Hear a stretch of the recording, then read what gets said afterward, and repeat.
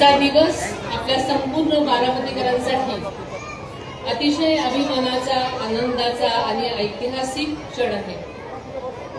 Amrit Bharat station योजनेच्या अंतर्गत देशाचे लोकप्रिय पंतप्रधान श्री नरेंद्रजी मोदी यांच्या हस्ते थोड्याच वेळामध्ये देशातील 75 अत्याधुनिक अमृत स्थानकांचं लोकार्पण आज होणार आहे आणि त्यामध्ये महाराष्ट्रातील आपल्या बारामती आणि बुलढाणा जिल्ह्यातील नांदुरा रेल्वे स्थानकाचाही समावेश आहे आणि ही आपल्या सर्वांसाठी अत्यंत अभिमानाची, गौरवाची गोष्ट आहे।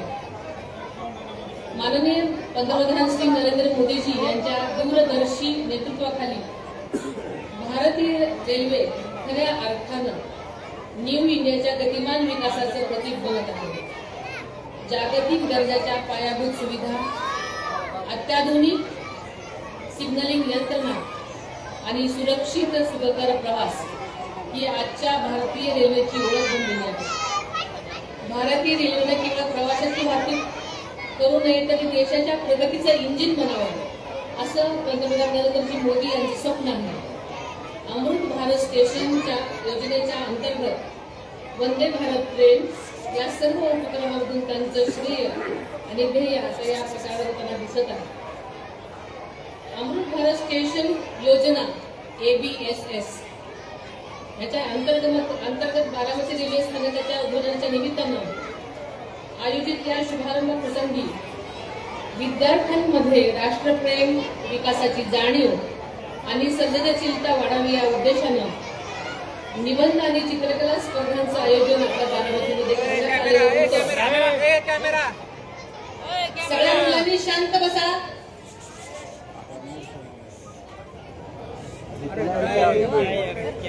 या स्पर्धांमध्ये खालील शाळेतील विद्यार्थ्यांनी उत्स्फूर्त सहभाग नोंदवला। यामध्ये MES के गजाननराव भीमराव देशपांडे विद्यालय बारामती, MES निर्मला हरिभाऊ देशपांडे प्राथमिक शाळा बारामती आणि या स्पर्धेसाठी माझ्या शहरातील विकसित रेल्वे स्थानकाचं भारतात कसं असेल आणि विकसित भारत घडवण्यासाठी मी काय करेल असे या निबंधाचे आणि चित्रकलेचे विषय होते। या स्पर्धांमध्ये एकूण 2085 विद्यार्थ्यांनी उत्साहाने सहभाग घेतला। एवढ्या मोठ्या संख्येने विद्यार्थ्यांनी आपल्या कल्पना, विचार आणि कलागुण प्रभावीपणे मांडले हे अत्यंत आनंदाची आणि प्रेरणादायी गोष्ट आहे। विद्यार्थ्यांनी आपल्या निबंधातून आणि चित्रकलामधून स्वच्छ, आधुनिक, पर्यावरणपूरक, सुरक्षित आणि स्वरसमावेशक रेल्वे स्थानकाची संकल्पना मांडली। तसेच विकसित भारतासाठी स्वच्छता, पर्यावरण संवर्धन, प्रामाणिकपणा, शिस्त, शिक्षण, तंत्रज्ञानाचा योग्य वापर आणि सामाजिक जबाबदारी यासारख्या महत्त्वपूर्ण मूल्यांचं महत्त्व अधोरेखित केलं। या स्पर्धांमध्ये सहभागी झालेल्या प्रत्येक विद्यार्थ्यांचं मी मनपूर्वक अभिनंदन करते आणि स्पर्धेमध्ये विजेते झालेल्या सर्वांचंच मी विशेष अभिनंदन करते। तसेच त्यांनी आपल्या विचारांची जी अभिव्यक्ती करून राष्ट्र निर्मितीच्या प्रक्रियेत आपले योगदान दिले त्याच्याबद्दल मी मनापासून त्यांचं कौतुक करते।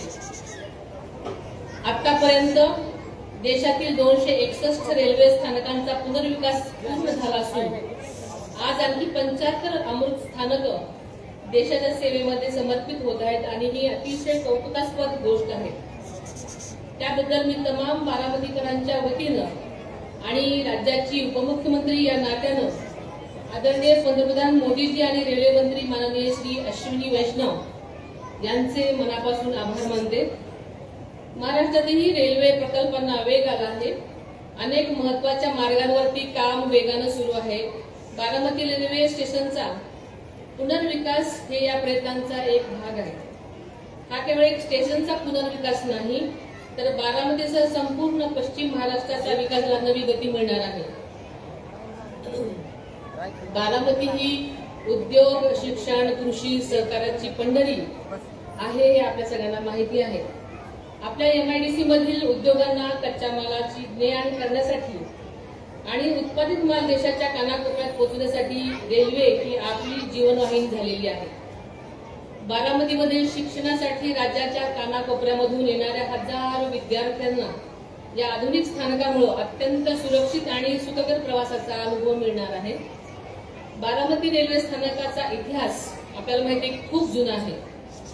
सुरुवातीला नॅरो गेज नंतर ब्रॉडगेज सेवा सुरू झाली आणि या स्थानकावरून दररोज साधारणतः 1800 प्रवासी प्रवास करत असतात हे आपल्याला माहिती आहे. आपल्या भागातील कृषी उत्पादनं विशेषतः भाजीपाला फळं देशातील मोठ्या बाजारपेठांमध्ये वेगानं पोहोचवण्यासाठी ही आधुनिक रेल्वे आणि त्याची सेवा क्रांती घडून आलेली यात शंका नाही. या स्थानकामुळे अर्थव्यवस्थेला नक्कीच चालना मिळणार आहे. त्यामुळे रोजगारही वाढतील आणि बारामतीचं नाव आता रेल्वे नकाशावर उजळेल आणि बारामतीच्या वैभवात नवीन एक भर पडेल असा मला विश्वास आहे. सुमारे 11.5 कोटी रुपये खर्च करून या स्थानकाचा पुनर्विकास करण्यात आला आहे. त्यासाठी आपल्याला सगळ्यांना माहिती आहे की आदरणीय दादा हे उपमुख्यमंत्री असताना आणि मी खासदार असताना केंद्र शासनाकडे रेल्वे मंत्रालयाकडे सातत्याने आम्ही पाठपुरावा केला आणि या स्थानकाच्या इमारतीची रचना करताना आधुनिकतेबरोबरच आपल्या स्थानिक संस्कृतीचं दर्शन घडवणारी चित्र कलाकुसर आपल्याला माहिती की ते साकारण्यात आलेली आहेत. तसेच ज्येष्ठ नागरिकांना सुलभ प्रवेशाची व्यवस्था, दिव्यांगासाठी विशेष रॅम्प, लिफ्ट, एक्सेलरेटर आणि 24 तास सुरक्षेसाठी CCTV कॅमेरे तिथे उभारण्यात आलेले आहेत.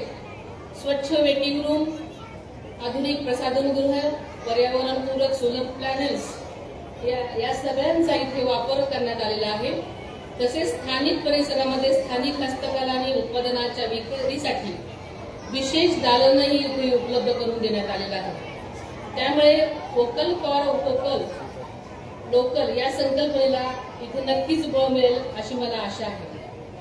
आपल्याला सगळ्यांनाच माहिती आहे की राज्याचे दिवंगत उपमुख्यमंत्री अजितदादा पवार यांना नेहमी राज्याच्या सर्वांगीण विकासाचा ध्यास होता आणि त्यातही बारामतीकरांवर त्यांचं विशेष प्रेम होतं. बारामतीचा विकास हा राज्यासाठी नेहमीच पथदर्शक राहिलेला आहे. रस्ते, पाणी, शिक्षण, आरोग्य आणि वीज यासोबतच आता दळणवळणाची ही सर्वोत्तम साधनं बारामतीत आणण्यासाठी दादा कटिबद्ध होते आणि तोच वारसा पुढे नेण्याचं काम आपल्या सगळ्यांना करायचं आहे. केंद्र आणि राज्यातही आपलं सरकार आहे. या डबल इंजिन सरकारमुळे आज अनेक विकासाची कामं गतीने पूर्ण होताना आपण सगळेजण पाहत आहोत आणि याची नोंद आपण सर्वांनीच घेतली पाहिजे. बारामती रेल्वे स्थानकाचा आधुनिक प्रवासी स्नेही पुनर्विकास केल्याबद्दल रेल्वे मंत्रालय, रेल्वे विकास निगम लिमिटेड, स्थानिक रेल्वे अधिकारी आणि सर्व अभियंत्यांचं मी मनापासून अभिनंदन करते, त्यांना शुभेच्छा देते. हे सुंदर, देखणं आणि आधुनिक रेल्वे स्थानक आता आपल्या सर्वांचंच आहे.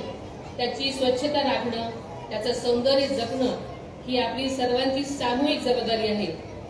या नूतनीकरणामुळे बारामतीच्या विकासाला नवी गती मिळेल असा विश्वास मी व्यक्त करते आणि सर्व बारामतीकरांना या अमृत स्थानकाच्या लोकार्पण सोहळ्यानिमित्त मनापासून शुभेच्छा देते आणि माझे 2 शब्द मी इथेच थांबवते. जय हिंद, जय महाराष्ट्र.